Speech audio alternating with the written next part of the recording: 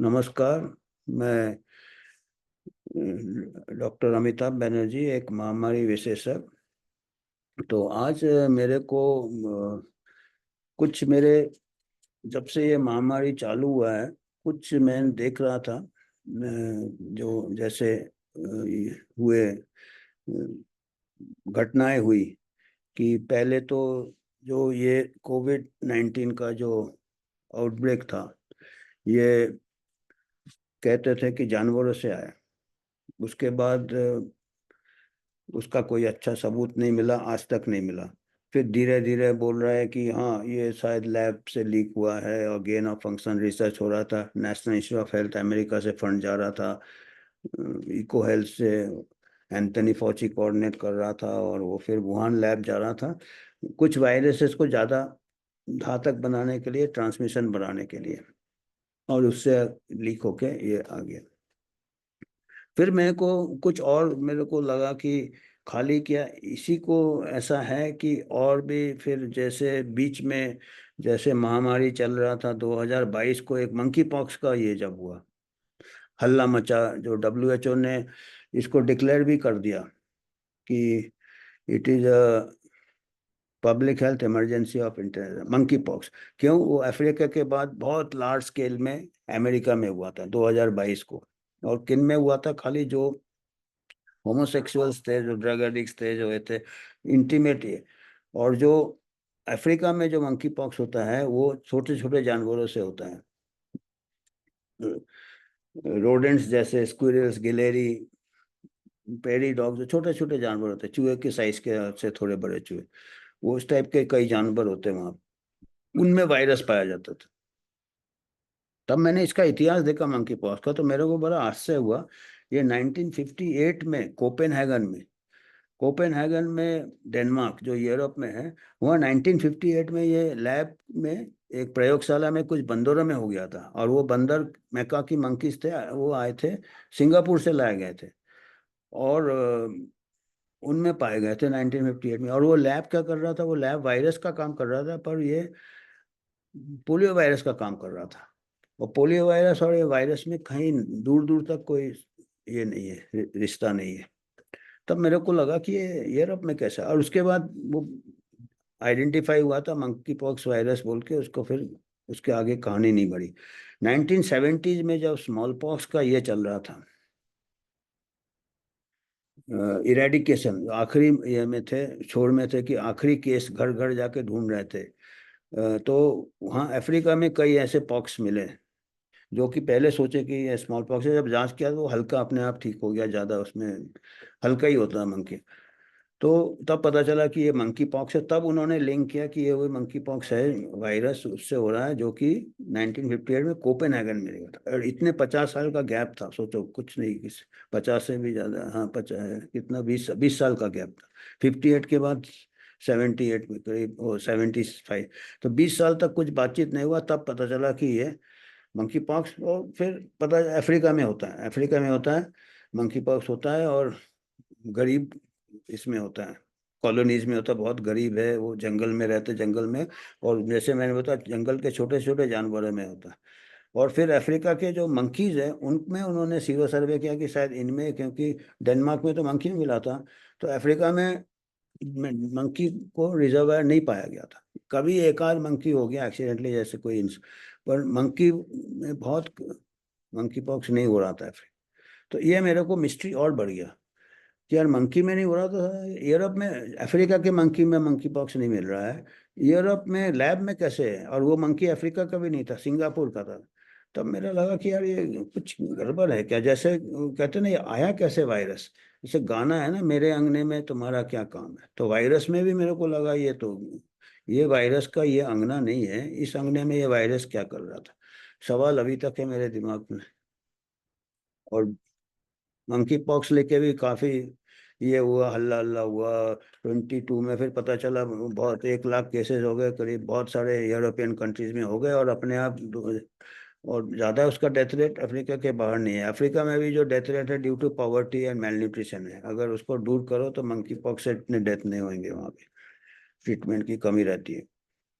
और उतर उसके बाद 2024 को फिर से मंकी पॉक्स किया था। अफ्रीका में बहुत केसेस हो गए। हाँ, फिर अफ्रीका में वैक्सीन भी भेज दिया था मंकी पॉक्स का, वो स्मॉल पॉक्स का मॉडिफाइड वैक्सीन।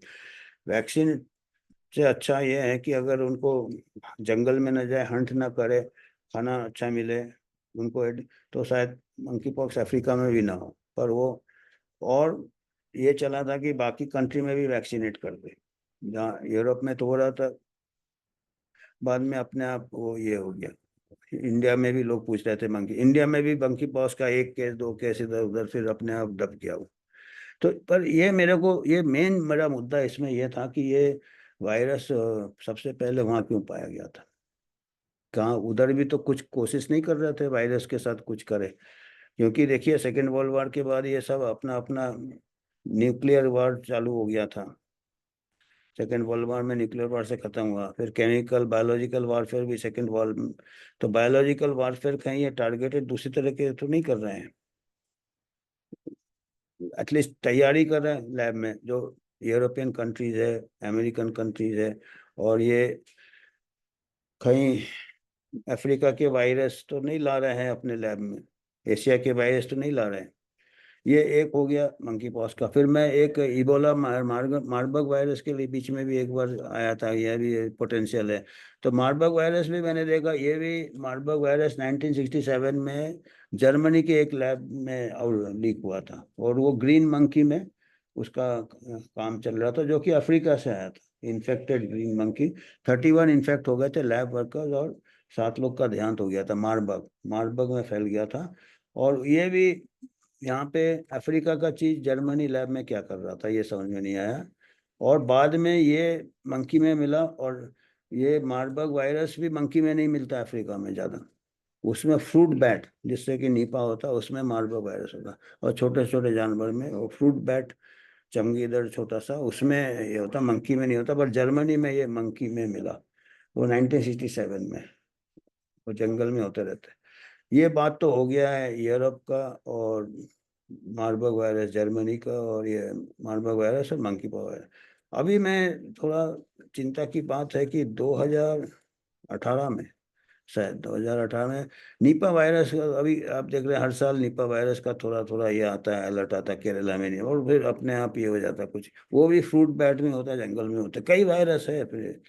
तो निपा वायरस का ये मणिपाल इंस्टीट्यूट ऑफ वायरोलॉजी है, वो काफ़ी काम किया उसमें, काफ़ी उसका नाम है, कंट्रोल भी कर लिया कहते हैं। हालांकि अपने आप कंट्रोल ही हो जाता, पता नहीं, क्योंकि it is very fruit bat specific ये रहते हैं जो उनके कांटेक्ट में आते हैं, उनका जो कंटेमिनेटेड फ्रूट खाते हैं, जो चमगीदड़ और फ्रूट बैट, उनके सलाइवा से या उनके जो प्लांट से जो ये आते हैं, उसका जूस पीते हैं। तो निपा वायरस पे रिसर्च कर रहा था एक प्राइवेट लैब केरल में, मणिपाल इंस्टीट्यूट ऑफ बायोलॉजी। और वो थोड़े दिन आईसीएमआर के साथ कोलैबोरेशन किया, और वो CDC America, centre for CDC के साथ कोलैबोरेशन कर रहा था। वहाँ से उसको फंडिंग मिल रहा था, वहाँ से आदान प्रदान हो रहा था वायरस का। और गवर्नमेंट ऑफ इंडिया को मालूम नहीं था ये कितना डेंजरस है। और जब गवर्नमेंट ऑफ इंडिया को मालूम चला, उसने इसको कोलैबोरेशन को बैन कर दिया। पर यह कितना बड़ा सिक्योरिटी रिस्क है ना। अभी हम कहते हैं कि हमारा मिलिट्री सीक्रेट दे दिया दूसरे कंट्री को। ये आजकल के जो इस टाइप के अंडरग्राउंड रिसर्च चल रहे हैं, जिसका कि कोई कंट्रोल नहीं है एथिकल और कुछ, ये मिलिट्री सीक्रेट देने जैसी बात है ये। हम समझते नहीं है इसको। और फिर आईसीएमआर भी पीछे हट गया। तो अभी ये एक बात हो गया है। अभी मेरे को एक और सवाल आता है कि अभी जो आप सुन रहे हैं WHO pandemic treaty, WHO pandemic treaty, तो ये डब्ल्यूएचओ पैंडेमिक ट्रीटी में एक जो मुद्दा है जिसके ऊपर अटक गया, जिसको कि इन्होंने अलग एजेंडा में डाल दिया, क्योंकि इनको एक प्रकार से जल्दी से कुछ कंसेंसस लेना था। अभी जब मई में खत्म हुआ वर्ल्ड हेल्थ असेंबली का मीटिंग, तो उन्होंने कंसेंसस में ये अटक रहा था कि कई कंट्री है। वो मुद्दा क्या है? Pathogen access and benefit sharing. Pathogen access benefit sharing मैंने यही वायरस का आदान प्रदान, लेन देन वायरस का। हर कंट्री दूसरे कंट्री से शेयर करेगा पैथोजन, अपना कंट्री का एक्सेस दिया जाएगा, और बेनिफिट जनहित के लिए शेयर किया जाएगा। अब कहते हैं जनहित, हित किसका होता है देखिए। अभी वो क्या करेंगे भाई, हमारा अफ्रीका कब ऐसे के, जबकि ये एक कंट्री का डाइवर्सिटी है जो भी है, पर अगर वो उसमें गेन ऑफ फंक्शन रिसर्च करने से कौन रोकेगा उनको। और अगर वो, और ये अटक क्यों गया, कई कंट्री इसके लिए, इसमें और भी क्लॉज है, मुद्दा है। एक तो शेयरिंग है, उसके बाद इससे कुछ फार्मास्यूटिकल डेवलप होगा या वैक्सीन डेवलप होगा, अगर कोई इमरजेंसी हो जाता है, पेंडेमिक, तो वो पूरा कंट्री के साथ इक्विटेबल डिस्ट्रीब्यूट करना। पेटेंट वेटेंट नहीं रहेगा, प्रोप्राइटरी पेटेंट, उसमें कई लोगों को ये हो गया, कई कंट्री, क्योंकि इनका मुद्दा यही है, इससे इनका नियत पता चल जाता है कि हमको इससे प्रॉफिट करना है। अगर हम पेटेंट नहीं रहेगा तो फिर हमको प्रॉफिट कहाँ से होगा, ये उनका नियत, नियत क्लियर हो जाता है। तो ये एक मेरे को इसको समझ में नहीं आ रहा कि इसका क्या मतलब हुआ, कि pathogen access and benefit sharing क्या है, कि आप देखो हमारा इकोलॉजिकली अफ्रीकन कॉन्टिनेंट और इंडियन एशियन कॉन्टिनेंट्स जो है बहुत अच्छे फॉरेस्टेड है, बहुत एनिमल डाइवर्सिटी है, और साथ साथ जहाँ पे animal diversity for botanical diversity होगा, वहाँ पे वायरस पैथोजन डाइवर्सिटी भी बहुत रहेगा, बहुत रहेगा, और वो नेचर में बैलेंस रहते हैं। अब एक एक करके आप निकालो उसको, जंगल से जाके निपा ले आए, तो मारबर्ग ले आए, तो इबोला ले आए, फिर वो बैट वायरस को वुहान में ये किया, अब मंकी पॉक्स वायरस उधर मिल रहा है।